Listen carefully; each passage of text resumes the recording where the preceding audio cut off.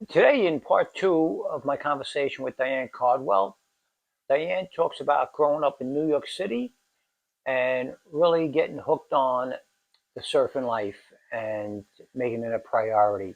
And we're going to get to that right now. Book was completed in 2017. 20. Let's see. I believe I left the Times in 2017, and then the book came out in 2020. Okay. July of 2020, I think July, and then I handed it in a year before, so 2019. Okay. All right. So here we are 3 years later. Yeah. And you know what this is? This you handed me this. Oh. This is and I so much appreciate that, and I mean that you did that, because I can't tell you how many times, being at, with a New York surf school, we've had, people come out and want to write articles, Right. and they always get it wrong. I'm like, I didn't say that. Right. My mannerism was not. Right. I'm about as Brooklyn. In fact, we may have to put subtitles underneath here with this accent, and but. Hardly. But you know what I mean? It's like I'm just saying they always get it Right. wrong. You say, you know what, I wanted it, and I just appreciate Oh, that. sure. And a word was not changed. Good. I mean, I corrected a little bit of So spelling, but outside of I that, had your you were- eye color wrong. I'm kidding. Oh, that's funny. Well, you know what? I thought they were blue, but you're like, my eyes are hazel. But it is. It's funny because it's always mistaken for blue. Right. Always. Right. As I'm always mistaken for Italian. Right. I'm 100% Irish, both sides. Not important. So now we're talking about we weren't talking about, but we'll go even further back. So you grew up in Manhattan. So did. here you are. I mean, you're a New York City girl. I mean, I think of that song. You grew up. I'm saying that's your theme song, man. I'm saying you're Up in like, Harlem, down on Broadway. yeah. And that would have been like early prime, right? Of your like coming into into your own, maybe even still high school years. I don't. So I was. school. I lived my whole life in New York, except for going to college, and I was born in Harlem, and then my parents moved to the Upper West Side when I was about 6. Okay. And that is where I grew up. So your formative years are on the Upper West Side. My entire life. Okay. Although my high school was on the Upper East Side, so that was that was pretty much my world was Right, between right. the Upper East and Upper West Side. That's where most of my friends lived. We would sometimes go down to the Village, but I did not have much of a Brooklyn, Queens experience. We would go to the Bronx from time to time because I had relatives there, but I was pretty much in that little bubble of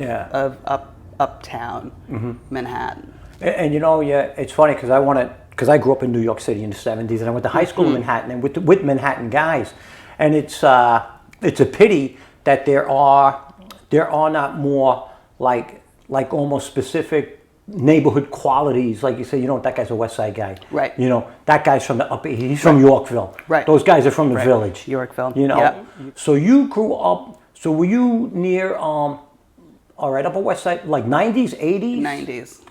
like near Holy Name Parish. Basically West 90th and Columbus. Okay. So we were in one of the big Mitchell-Lama buildings that they put up in the early '70s along Columbus Avenue in the '90s. Oh, nice. Okay. Yeah. Yeah, so it was, Right. it was it was a very different New York, and I was, it was all about like, do not walk down this block, make sure you stay by the doorman side on Central Park West. It was very, very different. Oh, well, I identify with that so much because we would have cousins over from Ireland, and number one, any train ride you took, there was some spotty stops. You're like, hold your heart to be racing.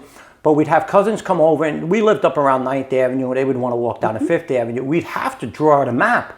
Say, walk down this block, but then walk 2 blocks over this way, because there were just certain blocks that you couldn't walk down because it was trouble. Right. And, they were good neighborhoods, but they were some seriously rough pockets. Yeah. And how it truly, I think Manhattan was the same, because like these insulated neighborhoods that like everybody knew everybody. Right. And you knew when you left, like when you were on the outskirts of what was your neighborhood. Like in the book it meant you didn't venture out that much, but maybe when you got a little older, and it wasn't as much would say with the girls as the guys, but we knew, okay, we're three blocks into somebody else's territory. And it was really never, in all honesty, it was never really racial, but it was always territorial. They just did not recognize us. And the first thing you know, these guys are walking towards, this guy's going to dip his shoulder right into me. But did you know that Simon was from your neighborhood? Really? Simon? I did not know that. It's so funny because I remember you, and you cannot peg his accent. No. Because it does have a little of that like nasally outer borough kind of mix to it. But he was from the West 90s. And then moved to, a young adult moved to, Simon is one of our instructors, still lives right across the street from you now. Yeah, lives right across the street. And then he went out to Flushing. And I actually remember him. Okay. He went to Flushing, and I remember him because he really was the last guy who had to come in the hard way into the Rockaway community because, like by the mid 2000s, you know, it was almost like a perfect storm. How all the neighborhoods in Brooklyn and Lower Manhattan started changing from older 3-generational family neighborhoods to young, you know, professional people with higher incomes, and so surfing just really took off out here. And also getting the breaks designated, right? So you had now official breaks. You had more surf schools, right? So it's a little bit more organized. Than it had been. Well, I remember up in like 149th Street. So the guys used to surf the jetty there. There's a jetty there, and you could not get out of the water in Reese Park because they would confiscate your board. They would take your board. That was federal. So you had to actually paddle back out and come out on the Rockaway side. Oh, interesting. Yeah. It is very interesting. Paul Cadish, she's a... Do you know Paul? I know the name somehow. Yeah. Big guy. He's a good guy. You know, he's so good for surfing. Yeah. And he's... You know, it's like there's a whole... I consider myself very average. And I get... I don't know about you, but... And through the book, like, you know, how we get frustrated with it's amazing how much surfing when we started and get into it takes this hold of us.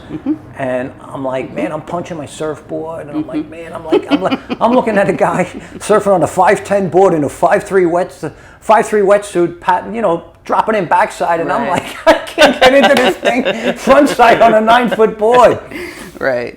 But yeah. So I just want to. So now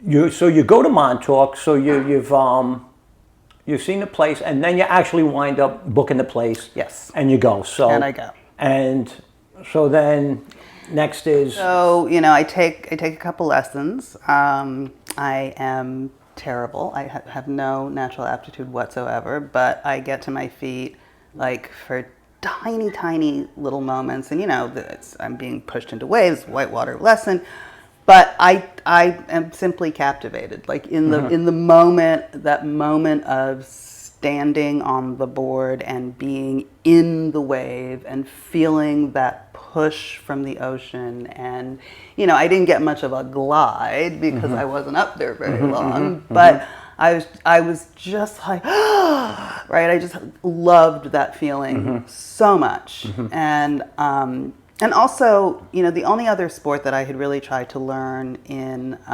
adulthood was skiing. And, you know, in my 30s, I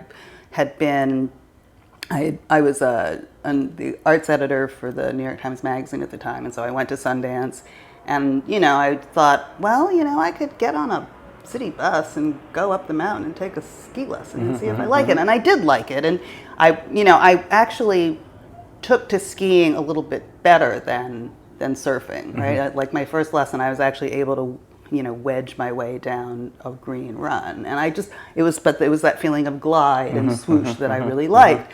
But the thing about skiing is that when you fall, you can really hurt yourself. in Rockaway, if you fall, as long as you're not like, on the sticks, on the jetty, or on that pipe that they've got out there for sand replenishment. Some people are coming here to surf pipe right? now, but as long as, I know it's our pipeline, but as long as you fall in the water, it doesn't hurt. And so I thought, oh, okay, this is going to be something that I can actually keep doing because it's not so scary, as long as I don't go out in scary waves. Right. I agree with you 100%. And also that it's, you especially when you're starting, you imagine warm water, summertime. Right. We go year round, but you do imagine summertime. And the big difference between surfing, a couple of differences, and all other rail sports is this is the one sport we do not start in position. Mm-hmm. We're starting prone, laying flat on the board, and you have to pop up to get into position. Right. And I think we're all okay once our feet are set in the right spot, But to get from prone to there is a journey. Yeah, yes it is. And that I am still on.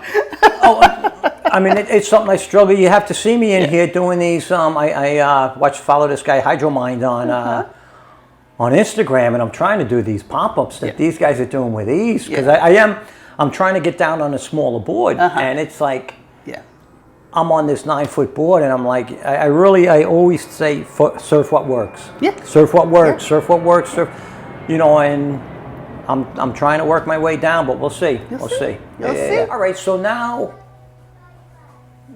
somehow we got away from what we were talking about, which was you in Montauk. You in Montauk. I was sort of captivated from the get-go, and then, this is just sort of an evolution over time. I had an injury and sort of realized that if I was going to pursue this sport, I needed to get stronger. And so I started working out with a trainer pretty regularly. I got fairly fit. And then as summer came around, I can't remember whether it was must have been 2011. I think it was the next summer that I started taking regular lessons with you guys. Okay. So I had taken one or two lessons the fall, I think, of 2010. Okay.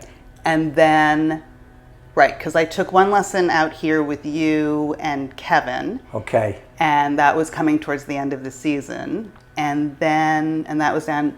And then I took another lesson in Montauk because I was out there for a wedding, and I strained my knee, and that's what sort of got me. And so I was out of the water for a while, and then I started rehabbing, and then I started working out, and then the next summer, I started up doing regular lessons, partly because I just wanted to get better, but I was coming out and spending time with my friend Bob, who lived in the neighborhood, and just getting to know Rockaway, and so that just became part of my life, right? I was like, that was what defined my weekends. And then eventually I moved out here because I thought that I wanted this to be much more part of my life. It was one of those revelations where I was like, you know what? I feel happier and better and more at peace and more kind of in tune with the universe when I'm in Rockaway as opposed to anywhere else in the city. And I still love Brooklyn. I still love all the neighborhoods that I lived in, but there was just this kind of feeling of being in the right place for me was being here. And so I found that bungalow, and I had sold the townhouse because I really couldn't afford it. I just could not make that life work. The one Clinton in Hill? Not Clinton Hill, no, Cobble Hill? Yeah, it was like around Cobble Hill, Carroll Gardens. Oh, all right. Sort of that like border. The Court Street, Smith Street corridor? Closer to Smith. And then, and so I was able to get the bungalow and, fixed it up, and I moved in April of 2012, and, found a contractor, figured out what I wanted to do at the place, and, had renovations done, which finished around the first week of October Oh my God. 2012. So yeah, it was an experience.